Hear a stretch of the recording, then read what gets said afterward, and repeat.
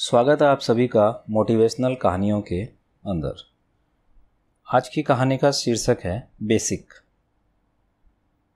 एक अनपढ़ धनपति था और वह मुंबई में रहता था। एक दिन उसे अपने किसी व्यावसायिक मीटिंग के कारण कलकत्ता जाना था। अब एक दिन पहले उसने यात्रा की सारी तैयारियां कर ली थी, लेकिन ऐसा हुआ कि यात्रा की पूर्व रात्रि को उनके पुराने पे वफादार वॉचमैन ने एक सपना देखा। और सपना भी ऐसा कि सेठ जी मुंबई से कलकत्ता जिस जहाज़ में गए हैं उसका एक्सीडेंट हो गया है। बस चिंतित अवस्था में वॉचमैन मालकिन के पास पहुंचा और सारी व्यथा सुना दी। मान के लिए सुन करके आशंकित और भयभीत हो गई। उसने किसी तरह निवेदन करके सेठ जी की यात्रा निरस्त करवा दी। हालांकि इस बात से सेठ जी बड़े नाराज हुए। मतलब अब जाना तो था ही उनको, परंतु पत्नी के कहने पे वो जा ना सके। खैर, उधर वाकई उस हवाई जहाज का एक्सीडेंट हो गया। उसमें सवार सभी यात्रियों की मौत हो गई।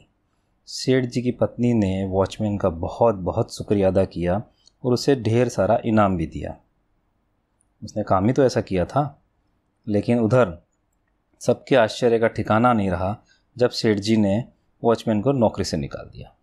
कारण पूछने पर उन्होंने अपनी पत्नी को समझाते हुए कहा कि उसने सपना देखना और घटना का घटित होना एक संयोग की बात है, परंतु मुख्य सवाल यह है कि एक वॉचमैन होकर वो रात्रि को सो कैसे रहा था। कल उठ के घर पे डाका पड़े तो ये तो सोता ही रह जाएगा।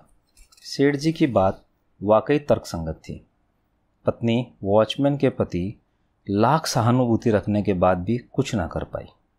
अब इस कहानी से हमें एक बहुत अच्छा सार मिलता है। वह यह है कि जीवन में कितनी ही ऊंच नीच हो जाए या कितनी ही बड़ी खुशखबरी दस्तक दे, मनुष्य को उसमें खोकर अपना होश नहीं गंवाना चाहिए।